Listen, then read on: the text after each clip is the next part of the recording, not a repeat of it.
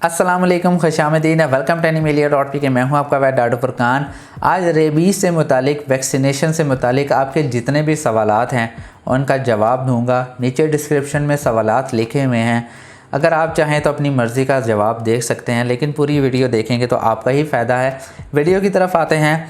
पहला क्वेश्चन है कि रेबीज़ क्या है। रेबीज़ एक ऐसी बीमारी है, अगर आपकी कैट को हो जाए, उस कैट से दूसरी कैट को या आपकी कैट से इंसानों को भी ट्रांसफ़र हो सकता है, और एक ऐसी नर्वस सिस्टम की बीमारी है जिसमें कोई इलाज नहीं है, 100% डेथ है। इसमें सजेस्ट यही किया जाता है कि पेट को मार दिया जाता है इंजेक्शन दे के, और इंसानों में क्योंकि ये बीमारी फैलती है और इंसानों में भी इसका कोई इलाज नहीं है।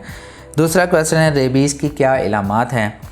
रेबीज़ की इलामात में कुछ सिस्टम्स आते हैं, कुछ टाइप्स आती हैं। शुरू के अंदर आपका पेट पानी से डरेगा, थोड़ा सा फ्यूरियस होगा, डरेगा चीज़ों से, खाना पीना छोड़ देगा, हाई फीवर होगा, उसका जो जिस्म है वो थरथराना शुरू हो जाएगा।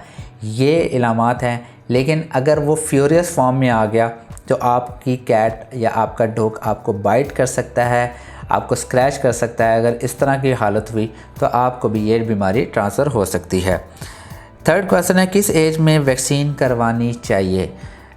जो रेबीज़ की वैक्सीनेशन है, बहुत सारे डॉक्टर्स 2 महीने की एज पे कर देते हैं, लेकिन साइंटिफिकली 75 दिन से 2 महीने 3 महीने के दरमियान में मिनिमम ये वैक्सीन रिकमेंडेड है। अभी वैक्सीन लगती है, फिर 21 दिन के बाद दोबारा वैक्सीन को रिपीट किया जाता है। अगर आप उससे पहले लगाते हैं तो जिस्म के अंदर रेबीज़ के मुतालिक जो रिसेप्टर्स होते हैं वो मौजूद नहीं होते। वैक्सीनेशन फेलियर होने के भी चांसेस हो सकते हैं और आपका पेट बीमार भी हो सकता है। लेकिन बहुत सारे डॉक्टर्स इसलिए भी वैक्सीन कर देते हैं क्योंकि आपकी कैट अगर किटन हेल्दी है तो तब ये वैक्सीन लगा जा सकती है। लेकिन मैं ख़ुद हमेशा सजेस्ट यही करता हूँ कि अगर आपका पेट मिनिमम 75 डेज़ का है तब आप रेबीज़ की वैक्सीन लगवाया करें।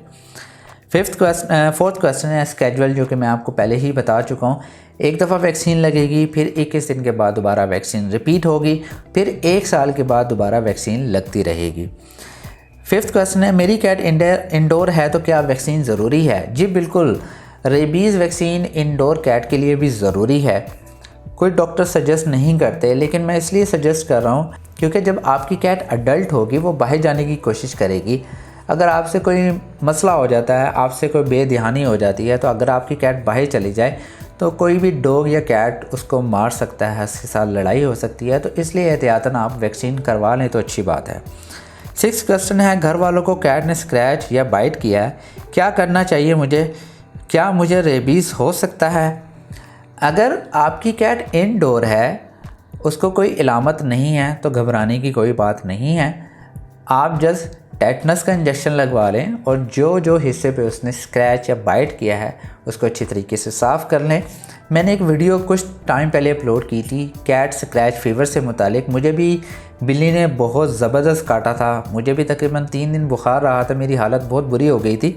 लेकिन मेरी तो वैसे ही वैक्सीन लगी हुई है, लेकिन मैंने फिर भी वैक्सीन लगवाना लाजमी नहीं समझा क्योंकि वो एक ऐसी कैट थी जो इनडोर थी। लेकिन स्क्रैच फीवर आपको हो सकता है, वो एक नॉर्मल चीज़ होती है कैट के बाइट करने के बाद। लेकिन टेटनस आप ज़रूर लगवा लीजिएगा, और वो वीडियो का लिंक मैं नीचे दे दूँगा, वो वीडियो भी देख लीजिएगा ताकि आप उससे मुतालिक भी एहतियात कर सकें। 7th क्वेश्चन है, स्टे कैट से रेबीज़ हो सकती है। अगर वो पागल है, अगर खुदा न खासा उसको रेबीज़ की इलामात हैं, अगर वो आपको स्क्रैच या बाइट कर लेती है, आपकी कैट को कर लेती है, तो उससे रेबीज़ ट्रांसफ़र हो सकता है। मैंने तकरीबन 6 साल के कैरियर के अंदर सिर्फ 2 रेबीड कैट देखी हैं और दोनों ही स्ट्रे थी।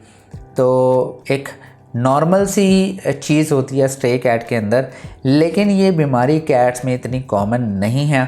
ख़ास तौर पे ये बीमारी सितंबर, अक्टूबर, नवंबर के अरसे में आती है क्योंकि उस टाइम कैट्स और डॉग्स होते हैं वो हीट पर होते हैं। डॉग्स की हीट की वजह से, आपस में उनके लड़ने की वजह से रेबीज़ के ट्रांसफ़र होने के चांसेस ज़्यादा से ज़्यादा होते हैं। लेकिन ज़रूरी नहीं है कि इन सीज़न में ही हो, रेबीज़ किसी भी टाइम हो सकता है। 8th क्वेश्चन है, मेरी कैट को डॉग ने बाइट किया, क्या उसे रेबीज़ हो सकती है। बिल्कुल हो सकती है। अगर डॉग को कोई मसला है, उसको रेबीड डॉग है, اور احتیاط کریں، فوراً ڈاکٹر کے پاس رجوع کریں اور جو ریبیز کی ویکسین ہے آپ اپنی کیٹ کو ریپیٹ کروائیں۔ 9 کویسچن ہے، ڈوگ بائٹ کے بعد ریبیز ویکسین لگانی چاہیے؟ جی بالکل، بہت ضروری ہے۔ ڈوگ بائٹ کے بعد احتیاطاً آپ کی کیٹ کو ریبیز کی ویکسین کروا لینی چاہیے۔ اگر کیٹ کے ساتھ لڑائی ہوئی ہے تو پھر ضروری نہیں ہے، لیکن اگر آپ کی کیٹ کو ڈوگ نے بائٹ کیا ہے تو پھر ریبیز ضروری ہے۔ 10واں سوال ہے، ریبیز کب تک لگوانی چاہیے، یعنی کب تک زندگی تک ہونی چاہیے؟ میں سمجھتا ہوں کہ ہمیشہ ہی ریبیز کی ویکسین ریپیٹ ہونی چاہیے۔ کچھ لٹریچر کے مطابق جب آپ ویکسین پہلی دفعہ کروا لیتے ہیں، کچھ ٹائم تک آپ 1 سال کے بعد ریپیٹ کروائیں، اور کچھ ٹائم کے بعد آپ 2 یا 3 سال کے بعد ایک دفعہ ویکسین ریپیٹ کروائیں گے تو مور دین انف ہے، آپ کی کیٹ کو انشاءاللہ ریبیز نہیں ہوگا۔ 11واں سوال ہے، ریبیز ویکسین کے کوئی سائیڈ ایفیکٹس؟ کوئی سائیڈ ایفیکٹ نہیں ہے۔ ریبیز ویکسین بہت سیف ویکسین ہے۔ پی سی ایچ او ویکسین تھی جو اس سے پہلے میں نے ویڈیو اپلوڈ کی تھی، اس کے اندر مسئلے مسائل ہوتے ہیں، بخار ہو سکتا ہے، لیکن ریبیز کے اندر ایسا کوئی مسئلہ نہیں ہوتا۔ 12واں سوال ہے، ریبیز کب تک لگوانی چاہیے؟ میں نے اس کا آنسر کر چکا ہوں۔ پوری زندگی آپ ویکسین کروائیں، وہ اس لیے ضروری ہے کیونکہ کیٹ جیسے جیسے وہ بڑی ہوتی رہتی ہیں، ان کا جو بیہیویئر ہے، ان کا جو بھی اوورآل چیزیں ہیں وہ تبدیل ہوتی رہتی ہیں، تو اس لیے آپ نے ہمیشہ ہی اپنی کیٹ کو ویکسین ضرور کروانا ہے۔ میں امید کرتا ہوں کہ ویڈیو پسند آئی ہوگی۔ اس سے متعلق اگر آپ کا کوئی کویسچن ہے تو مجھے کمنٹ میں ضرور بتائیے گا۔ انشاءاللہ نیکسٹ ویڈیو میں ملتے ہیں۔ خدا حافظ۔